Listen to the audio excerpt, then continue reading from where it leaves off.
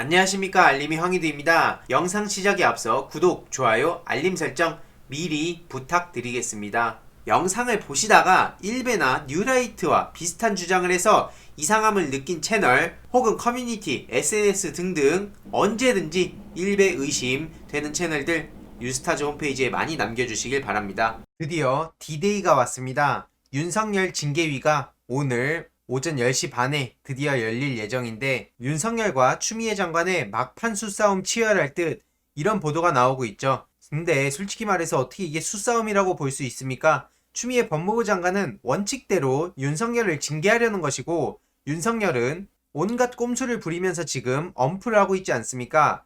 자신이 있었다면 법대로 했겠죠. 원칙대로 하고 언론을 동원해서 마치 이게 재판인 것처럼 여론을 몰아가고 있는 이 윤석열 검찰총장 측의 꼼수가 어떻게 수싸움이 되는지 모르겠고요. 그리고 어느 집단에서 저렇게 징계 받는 사람이 자기 입맛에 맞는 심사위원 고르려고 하고 도무지 납득하기가 어렵습니다. 이번 심의에서 결단을 내겠다고 정한중 위원장도 밝힌 만큼 굉장히 중요한 날이기도 합니다.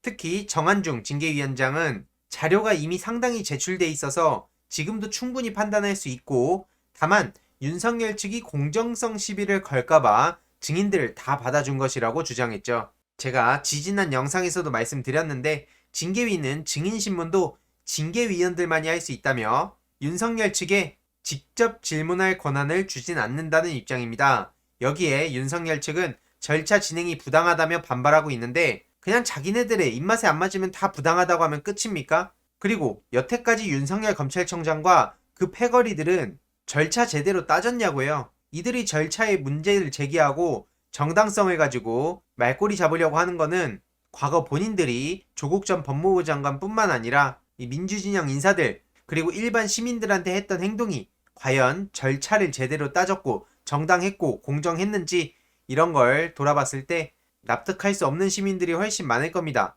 오죽하면 검사의 기소율이 0.1%밖에 안 되지 않습니까? 그래놓고 이들이 지금 무슨 절차 타령을 하는지 참 양심도 없다는 생각이 들고요. 그리고 임은정 검사가 윤석열 징계위 예비위원 관련된 얘기가 나오고 있는데, 정말 드라마, 영화보다도 흥미진진한 얘기들이 나오고 있습니다. 윤석열 측에서 꼼수를 부려서 현재 징계위원들을 바꾸려고 하고 있는데, 예비위원회에 임은정 검사가 있다는 얘기가 나온 겁니다. 이에 대해 임은정 검사는 정해진 바가 없다고 하는데 아무쪼록 정말 궁금한 대목이고요. 여기에는 조국 전 법무부 장관의 큰 희생이 있었다는, 그 덕분에 여기까지 한 발 한 발 겨우겨우 올 수 있었다는 말씀을 다시 한번 드리고 싶습니다. 물론 여기에 주인공은 촛불 시민이겠죠. 경찰 내 국가수사본부 신설하고 국정원 대공수사권 이관하고 자치경찰제 전국에서 실시하고 검경수사권 조정하고 공수처를 신설하고 권력기관 개혁의 완성에 이렇게 한 걸음 한 걸음 힘겹게나마 걸어올 수 있었던 데에는 조국 전 법무부 장관 일가의 엄청난 희생, 그리고 추미애 법무부 장관의 결단력, 문재인 대통령의 오래된 법과 원칙에 따른 소신, 그리고 깨어있는 시민들의 조직된 힘이 탄탄하게 뒷받침이 되었던 덕분에 민주당 180석이 탄력을 받을 수 있었던 거라고 생각합니다. 거기에 유튜버도 없었더라면 언론의 일방적 공격과 비난에 얼마나 흔들렸을지 상상조차 하기 싫고요. 이 모든 게 퍼즐처럼 맞아떨어진 덕분이라고 저는 생각합니다. 이걸 시청하시고 계신 개개인 분들도 정말 큰 역할 하셨고요. 위키트리 다들 아시나요? 위키트리랑 인사이트라는 그런 매체가 있습니다. 사실 매체라고 볼 수 없는데 이것저것 그냥 긁어가지고 되게 자극적이고, 특히 문재인 정부를 교묘하게 비난을 하는 그런 SNS 매체입니다. 그런데 중요한 것은 이게 중고등학생들한테 특히 어마어마하게 영향을 끼치고 있다는 사실을 아셔야 되는데요. 조국 전 법무부 장관이 이게 도대체 무슨 의도의 제목 뽑기냐 라고 지적을 했는데, 조두순이나 조국이나 이런 식으로 말도 안 되는 내용을 저렇게 담고 있습니다.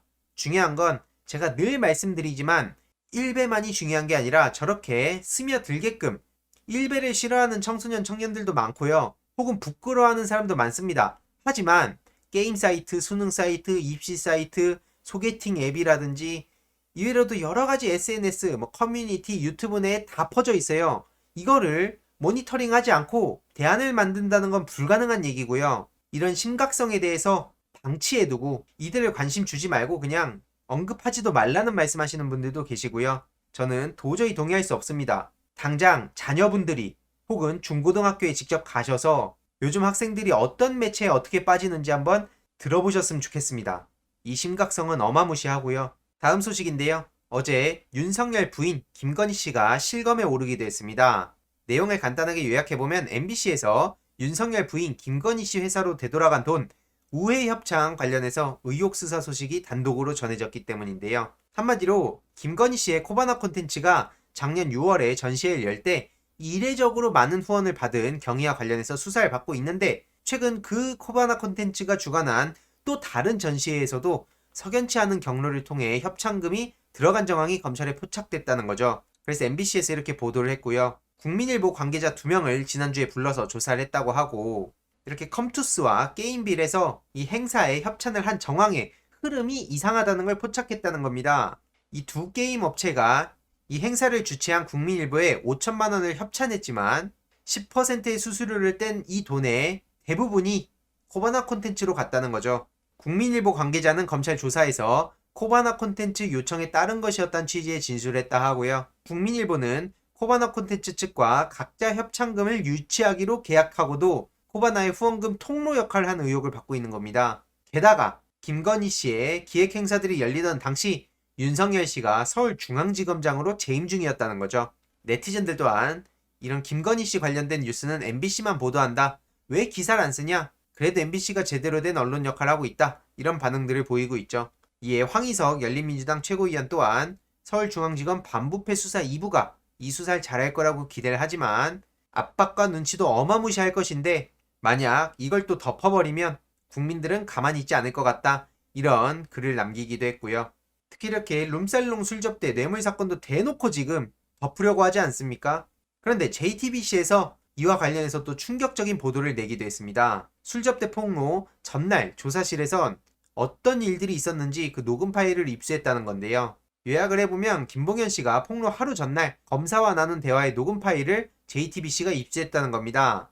통상적 대화로 보이기 어려운 정황들이 담겨 있는데 심지어 부인과 사적 통화까지 했다는 거죠. 검사실 전화로요. 이외로도 보석 의견서나 증인 출석 문제를 상의하기도 했다고 하는데, 보시다시피 6개월간 검찰에 충성했다고 말했고 검찰이 원하는 진술을 해왔기 때문에 폭로 직전까지 검사실 안에서 이런 대화가 가능했다고 주장했습니다. 공수처가 출범되면 이 녹취 파일 전체를 제출하겠다고도 입장을 밝혔습니다. 그러니까 검찰 내부에서는 공수처를 어떻게든 막으려고 할 수밖에 없는 것이죠. 공수처가 진짜 출범하고 나면 여태까지 이런 짓들 저질렀던 고위공직자들 어떻게 되겠습니까? 진짜 웃긴 건 원래는 청와대와 여당에서 공수처 출범을 반대하는 게 정상적이라고 생각합니다. 고위공직자들을 겨냥하는 건 장관들부터 시작해가지고 청와대 고위공직자들이 다 그 대상이 되는 건데 왜 이걸 야당에서 반대하냐고요. 그리고 나중에 문재인 대통령 큰일 난다 그러면서 언제부터 본인들이 문재인 대통령을 그렇게 신경 썼는지 공수처 출범하면 대통령 큰일 난다고 얘기하고 있죠. 도대체 이게 무슨 상황인지 이해가 안 가지 않습니까? 그리고 어제 남북관계 발전에 관한 법률 일부 개정 법률안까지도 통과가 됐습니다. 역시 이게 180석의 힘입니다. 압도적이죠. 이에 나경원 씨는 초유의 입법 독재라면서 180석을 독재 면허증으로 착각한다고 하는데, 다른 거 다 떠나서 민심을 반영한 이 대의민주주의라는 걸 전혀 모르는 것 같고요. 선거는 왜 합니까? 입법 독재요? 그럼 민주당을 지지하는 사람들은 뭐가 되는 겁니까? 누누이 말씀드리지만 다수가 무조건 옳은 건 아닌데요. 저렇게 대안도 제대로 내지도 못하면서 독재 프레임 씌우는 거 진짜 제 손발이 다 오그라들 지경입니다. 그것도 나경원 씨가요? 문재인 정권이 김정은 수석 대변인 정권이란 소리가 안 나오고 백이겠냐? 이런 얘기하고 있는데 나경원 씨 그 얘기 그대로 해서 이러니까 나경원 씨가 아베 수석 대변인이냐 뭐 이런 얘기하면 이거 받아들이실 겁니까? 나베라고 얘기했던 네티즌들 170명 무더기로 고소한 게 누굽니까? 네티즌들 또한 감옥 가는 거 조만간이다. 그러라고 180석 만들어준 건데 어쩌라는 거냐, 이런 반응들이 왜 이어지고 있겠습니까? 여태까지 윤석열 검찰총장이 튼튼한 이런 수비대 역할을 해줬지만 이제 윤석열이 무너진다는 것은 나경원 씨 또한 흔들릴 수밖에 없고요. 공수처 출범하면 서울시장이 아니라 다른 데에 가야 될 겁니다. 이런 식으로 막말해가지고 완전히 대한민국 보수에 망신을 줬다고 생각하고요. 이런 발언들이 그 일배성 발언들입니다. 저는 기승전 일배를 싫어합니다. 그냥 마음에 안 드는 걸 두고 다 일배라고 얘기하는 것도 싫어하지만 저런 식으로 문바, 달창 이런 얘기들은 일배에서 나온 거 맞고요. 김정은 수석 대변인 타령했다가 어마어마하게 역풍을 맞아 놓고도 지금 뭐가 그리 급한지 저렇게 막말을 내뱉고 있습니다. 반민특위로 인해서 국민들 분열했단 얘기, 아주 충격적인 얘기 절대 잊을 수도 없고요. 그리고 오늘은 윤석열 징계위도 있지만 오늘 저녁 7시 반에 이사장들의 특별 대담이라 해서 한명숙, 이병환, 이해찬, 유시민 이분들이 특집 방송을 진행합니다.